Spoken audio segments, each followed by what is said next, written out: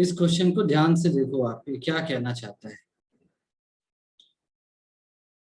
ये कह रहा है कि in figure line A B and C D intersect at O. दिख रहा है सभी को? ए बी और सी डी ओ पर इंटरसेक्ट कर रहे हैं, लाइंस दिखा? यस दिखा। ठीक है। अब आगे है, इफ एंगल ए ओ सी, यानी ये वाला angle A O C plus angle B O E, ये वाला एंगल इक्वल टू 70 है, and angle B O D यानी ये वाला एंगल 40 है, तो आपको एंगल बी ओ ई और रिफ्लेक्स एंगल सी ओ ई निकालना है। समझ में आया? तो ऐसा करते हैं, इतना बोलने की बजाय हम सबका कुछ नाम रख देते हैं। हमने नाम रख दिया, लेट एंगल ए ओ सी को हमने मान लिया एक्स, ठीक है। एंगल बी ओ ई को मान लिया हमने वाई मान लिया। तो ये क्या है? एक्स, ये क्या है? वाई। और एंगल बी ओ डी दे रखा है 40 डिग्री, तो यहाँ तो कोई दिक्कत ही नहीं है, तो ये 40 लिख लिया। एंड एंगल सी ओ ई को हमने मान लिया जेड, इसको हमने जेड मान लिया। दिख रहा है सभी को? हमने क्या किया, एंगल ए ओ सी को एक्स माना, एंगल बी ओ ई को वाई माना, और एंगल सी ओ ई को जेड माना। यहां तक ठीक है? बताओ। Yes sir. क्यों ऐसा माना? ताकि बार बार angle A O C B O ई सी ओ ई ऐसा ना लिखना पड़े, इसलिए हमने एक्स वाई जेड सिंपल करके मान लिया। अब बताओ, ए बी एक स्ट्रेट लाइन है क्या? यस सर है। A B is a straight line.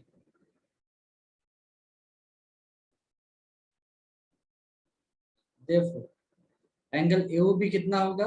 Angle A O B कितना होगा? 180 डिग्री। 180 डिग्री। और एंगल ए ओ बी किसके बराबर है?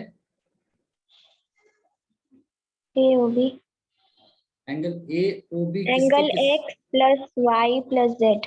ठीक है, तो angle X plus Y plus Z के बराबर है 180 डिग्री।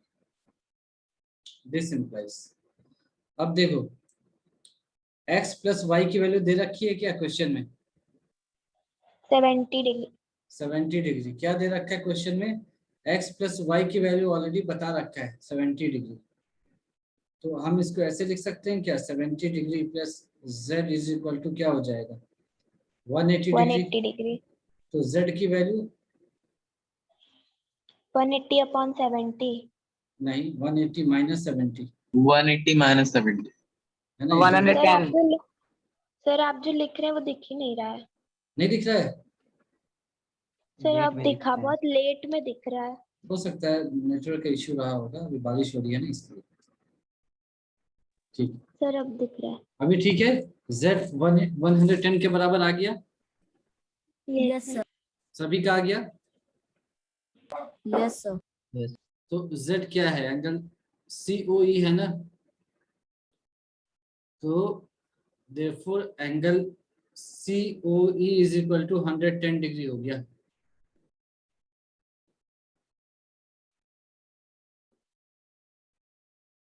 One 110 degree. तो this implies reflex angle COE कितना होगा? 360 minus 110. Very good. 360 minus 110 which is equal to 250 degree. Reflex angle यही होता है ना, 360 माइनस, जो जिस एंगल की बात कर रहे हैं, है ना, जिस एंगल की भी बात करें उसका रिफ्लेक्स एंगल क्या होता है? 360 माइनस जितना वो एंगल है, यही होता है ना? Yes sir. ये मालूम है सभी को? ऐसे होता है रिफ्लेक्स एंगल। ये अगर एंगल थीटा है तो इसका रिफ्लेक्स एंगल क्या हो जाएगा? ये 360 माइनस थीटा। ठीक है, याद है ना या भूल चुके हो? बोल नहीं रहे हो आप लोग, याद नहीं है क्या? याद है सर। ठीक है, अब एंगल BOE निकालना है, तो BOE क्या है, y। Sir Y. तो यहाँ पर CD एक स्ट्रेट लाइन दिख रही है क्या, यस सर। तो इसको लिख लिया।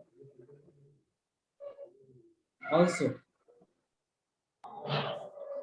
CD is a straight line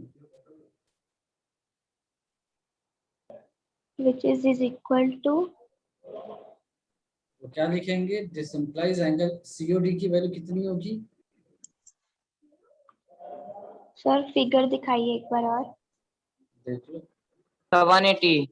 180 होगी, COD 180 होगी। Yes sir Yes, sir. 180।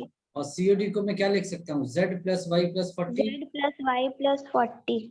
ठीक है, तो इसको लिखा 180, that is Z plus Y plus 40 equal to 180। और Z की वैल्यू क्या निकाली हमने ऊपर में, 110।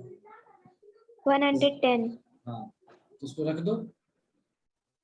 This implies 110 degree plus y plus 40 degree is equal to 180 degree. तो y plus 150 degree 150 degree equal to 180 degree.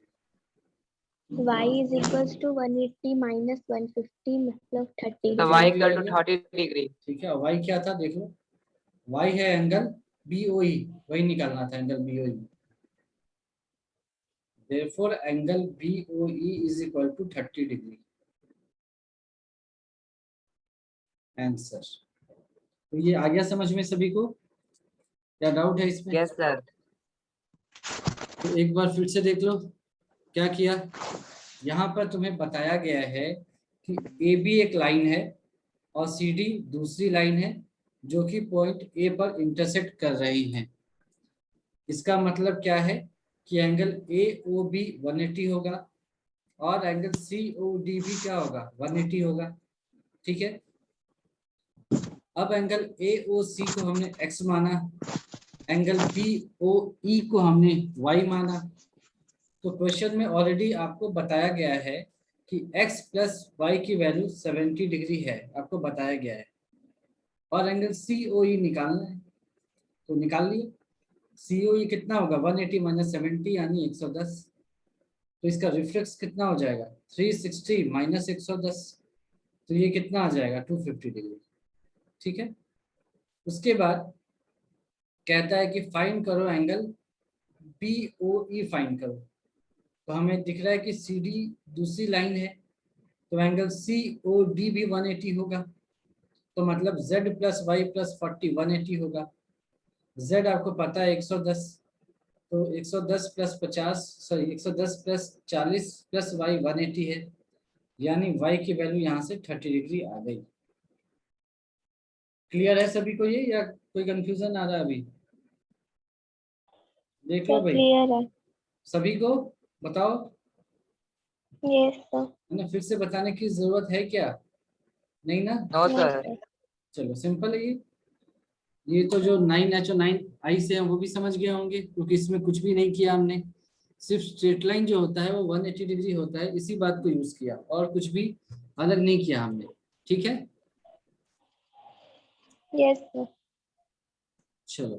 Sir कोई डिफरेंट नेम से ज्वाइन हुआ है। Yes sir. मतलब M करके ढेर सारा M लिखा है। यहाँ से दिख नहीं रहा है कोई। तो लेफ्ट हो गया। हाँ, कोई नहीं, अगर वो कोई कष्ट देगा तो हम उसको हटा देंगे। चलो क्वेश्चन 2 में आते हैं।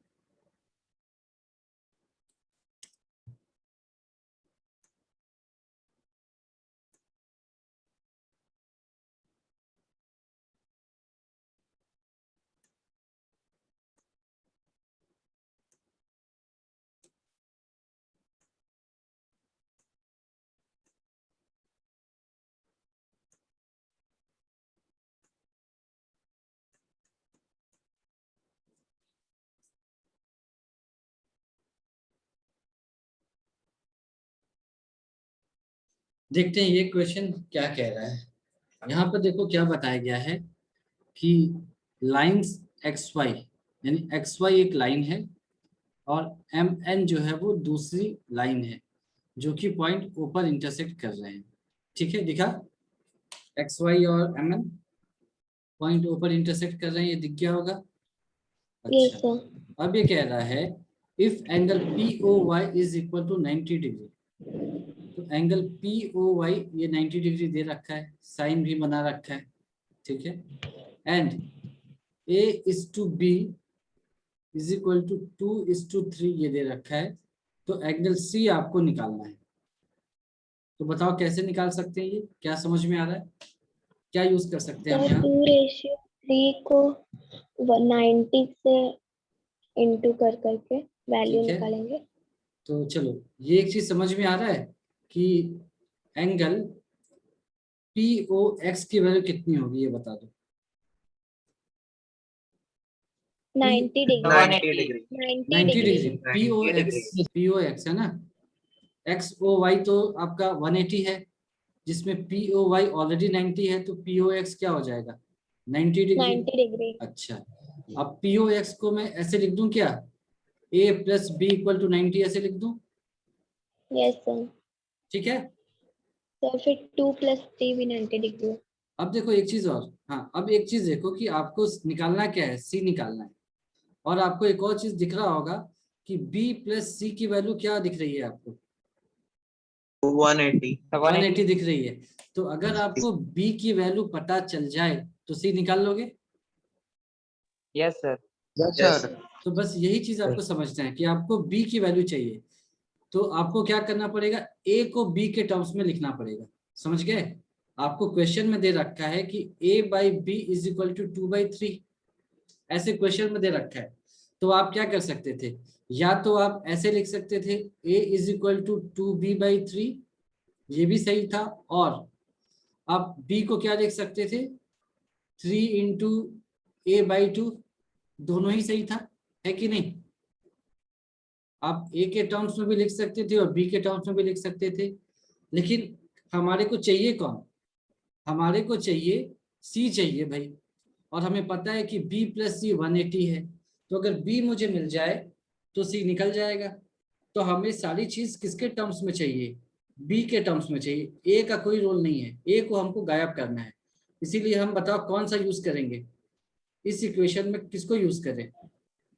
सर बी को। मतलब ये वाला a को यूज करें या b को यूज करें, कौन सा बी को। इक्वेशन b को यूज करें? बी को, हाँ। फिर से सोचो, a plus B yes is sir. Equal to 90 में कैसे सॉल्व करेंगे कि मुझे b का आंसर मिलेगा, a रखें या b रखें? सर चलो ए रखेंगे तो बी मिलेगा, ए हाँ रखेंगे तो। हाँ, a रखेंगे तब गायब होगा ना b। तो हम ऐसे लिखेंगे, a की जगह हम लिखेंगे 2b/3 plus b is equal to 90, है ना। ऐसा नहीं किया कि रख यस। करके चेक किया, नहीं, यहीं पर चेक कर लेंगे कि हमें गायब किसको करना है, ए को गायब करना है, तो ए को गायब कर दो, ए की जगह 2b/3 लिख दो, तो ये क्या बन यस सर, जाएगा, फिर 9 2b 5b/3, + ऐसा आएगा क्या, हाँ? यही आएगा ना। 2b + 3b क्या होता है, 5b/3, ये 90। और सबको पता है 18 का टेबल, ये 18 टाइम्स जाएगा, तो b की वैल्यू यहाँ से 54 आ गई, आ गई क्या, देख लो b की मेरी वैल्यू 54 डिग्रीज आ चुकी है। ठीक है,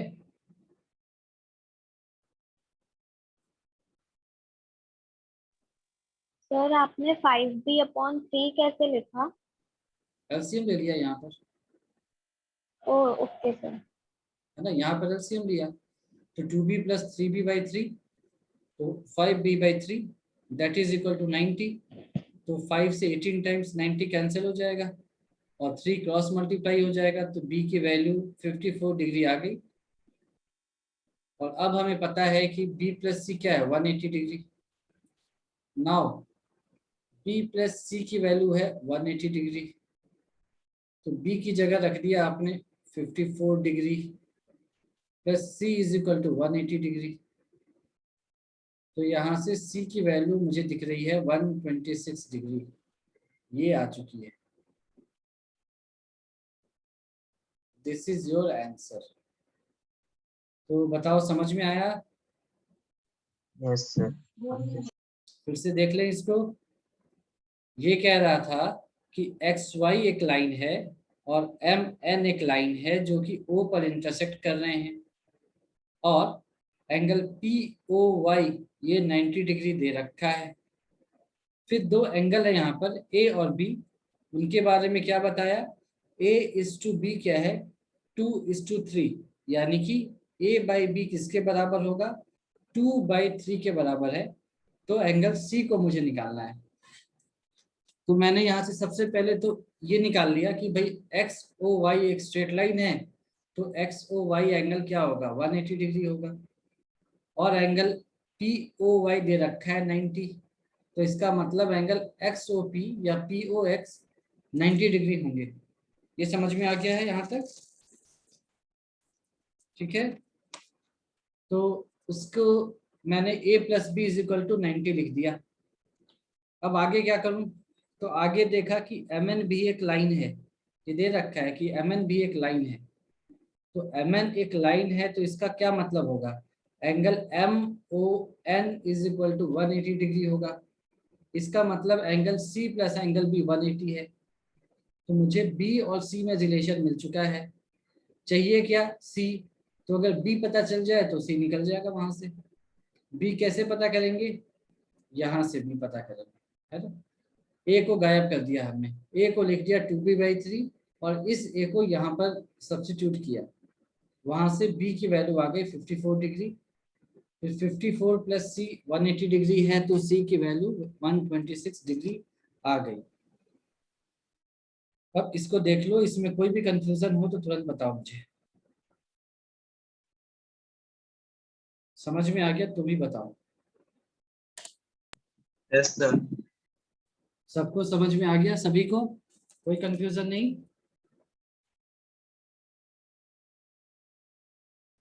तो फिर हम थर्ड क्वेश्चन में आते हैं। थर्ड क्वेश्चन आसान है काफी।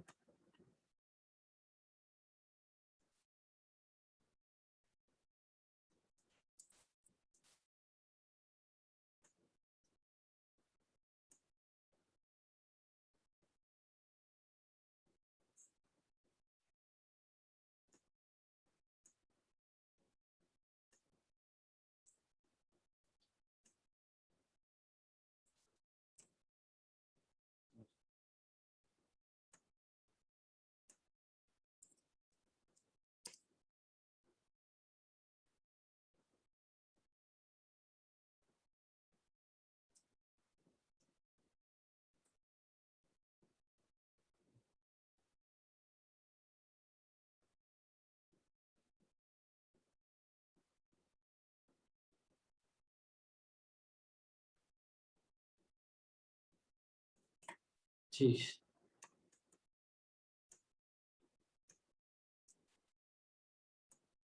ये थर्ड क्वेश्चन है, इसको देखो।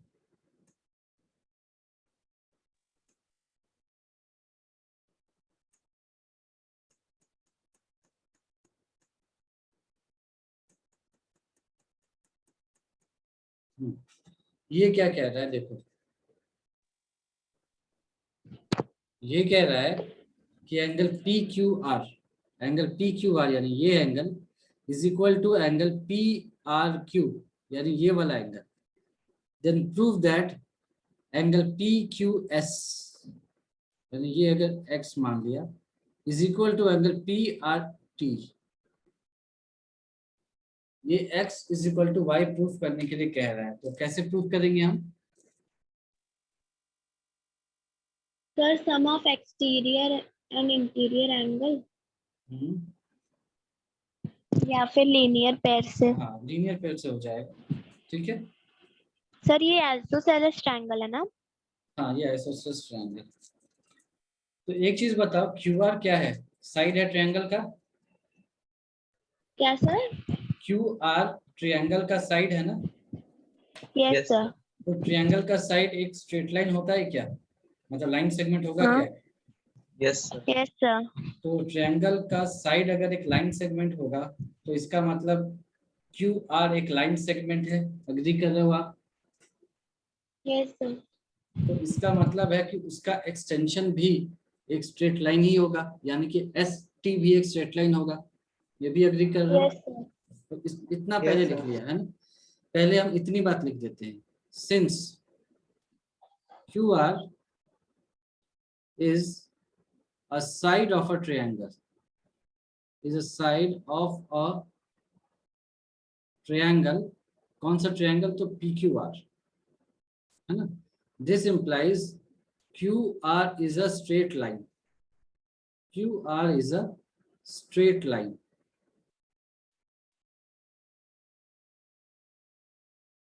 तो QR अगर एक स्ट्रेट लाइन है तो this implies ST is also a straight line,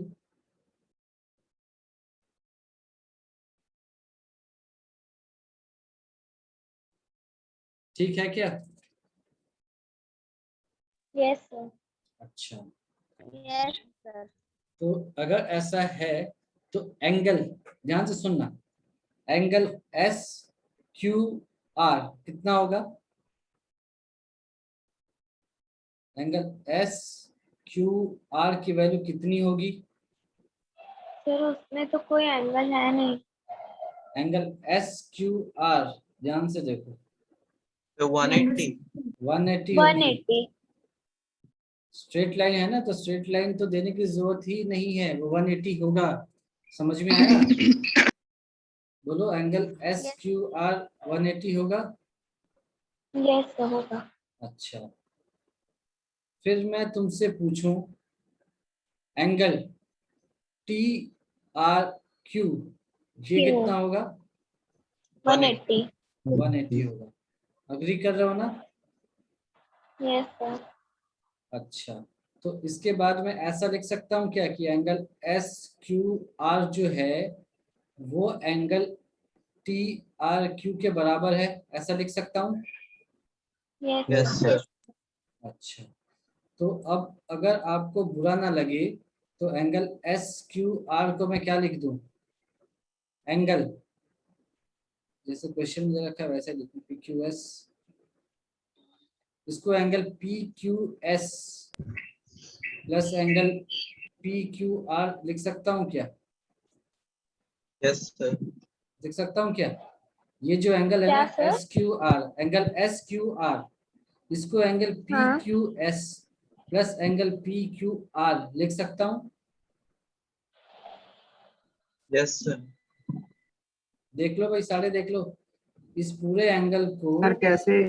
ये जो पूरा एंगल है ना, ये पूरा एंगल है, इसको चलो अलग से दिखा दिया, ध्यान से देखना, ये है पॉइंट है एस, मान लो ये एस है, ये है क्यू और ये है आर, ये हो गया तुम्हारा एंगल एस क्यू आर, यहां तक ठीक है? बोलो, अब सर यहाँ दिख Yes, नहीं sir. रहा है अभी, दिख नहीं रहा? तो कुछ सेकंड बाद ही दिखेगा। अच्छा, कोई नहीं, हो सके नेटवर्क की वजह से लैग हो रहा है। और ये क्या है? पी, तो अब मैं बोलूं अगर एस क्यू आर को ये बोलूं P Q R plus P Q S, तो ठीक है क्या? Yes, angle S Q sir. R को मैं कहना चाहता हूं कि P Q R plus P Q S के बराबर है, ठीक कह रहा हूं? Yes, sir. नहीं, गलत कह रहा हूं क्या? कोई नो भी कह रहा है, गलत है क्या बताओ? But सही है. सही है ना? सर सही है। सर तो वही सही है। है ना, तो वही लिखा है P Q S plus P Q are, तो इतना लिख दिया। तो अब इसके लिए बता दो तुम, एंगल टी आर क्यू है ना, टी आर क्यू, इसको कैसे लिखा जा सकता है? Sir, angle angle PRQ plus angle PRT PRT. Plus PRQ, ठीक है, PRT प्लस PRQ, यानी angle P R T plus P R Q, PRQ। हाँ एक ही बात है, Q R P P R Q जैसे लिखो, यही ना, अग्री कर रहे हो? सही लिखा है क्या? Yes. देख लो भाई एक बार। Yes sir. अच्छा, अब क्वेश्चन में देख लो क्या दे रखा है, angle P Q R is equal to P R Q. वो कह रहा है कि एंगल पी क्यू आर जो है ना और पी आर क्यू दोनों बराबर हैं, तो इसका मतलब मैं दोनों को कैंसिल कर दूं तो आपको बुरा नहीं लगेगा ना। सेम साइड को दोनों से कैंसिल कर सकते हैं, हटा सकते हैं, ठीक है। तो यहां से angle P Q S is equal to angle P R T आ गया। ये ठीक है या डाउट है इसमें, बताओ। सर आप जो बोल रहे हैं हाँ, और जो लिख रहे हैं वो बहुत देर बाद दिख रहा है, तो फिर समझ में नहीं आ रहा है। सभी के साथ ऐसा हो रहा है क्या? Yes sir. Yes sir. हो सके देखो, मेरा तो यहाँ पर वाईफाई कनेक्शन है, तो मेरे एंड से तो प्रॉब्लम नहीं है, पर ये है कि नेटवर्क का इशू होगा। आप जो बोल रहे हैं वो तो समझ में आ रहा है, लेकिन ये तो फिगर वाला है ना, तो दिखना हाँ, भी तो चाहिए। देख लो, अभी वेट कर लेते हैं थोड़ी देर, जब दिखे तो बताना, हम्म, जब दिख जाए तो बताना सर जो अब तो लिखा है। दिख रहा है, अभी आप बस लिख थोड़ी रहे हैं। तो जब पुराना लिख लिखा रहे है अच्छा, हैं। ये जो जो लिखा है वो दिख रहा है क्या? Yes yes sir. सर। अच्छा, तो P Q S plus P Q are sir is कोई जुड़ा है नाम से। क्या? सर कोई नाम से जुड़ा है, मुच्छा।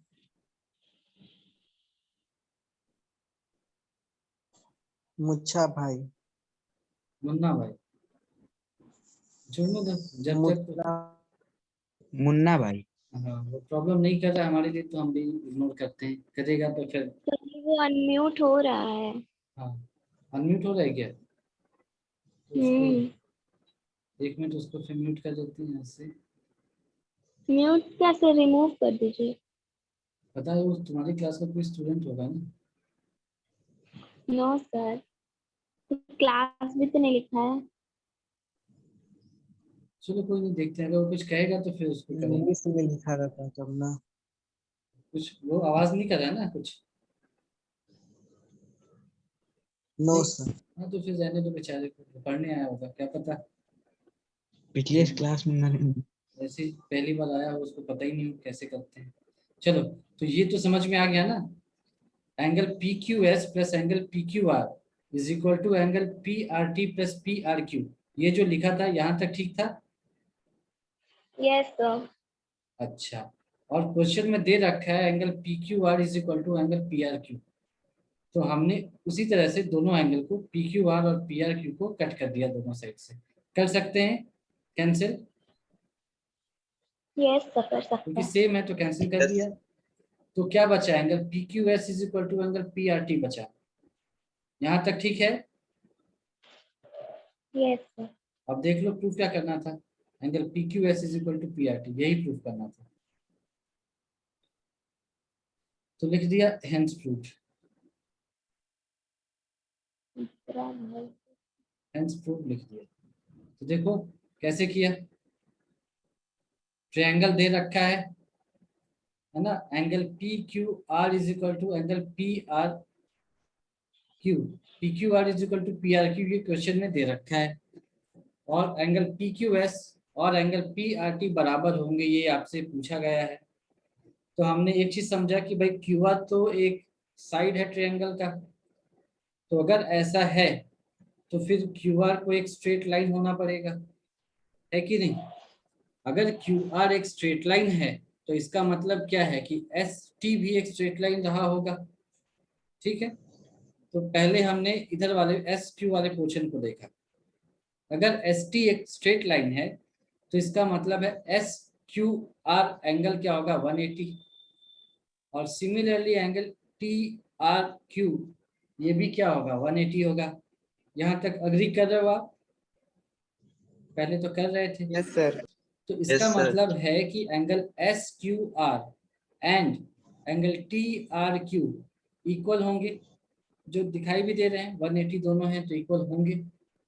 अच्छा, तो फिर हमने एंगल एस क्यू आर को ब्रेक किया, कैसे, P Q R plus P Q S, and similarly angle T R Q को ब्रेक किया, कैसे, angle P R T plus angle P R Q, तो उसको हमने वैसे ब्रेक करके यहाँ लिख दिया था।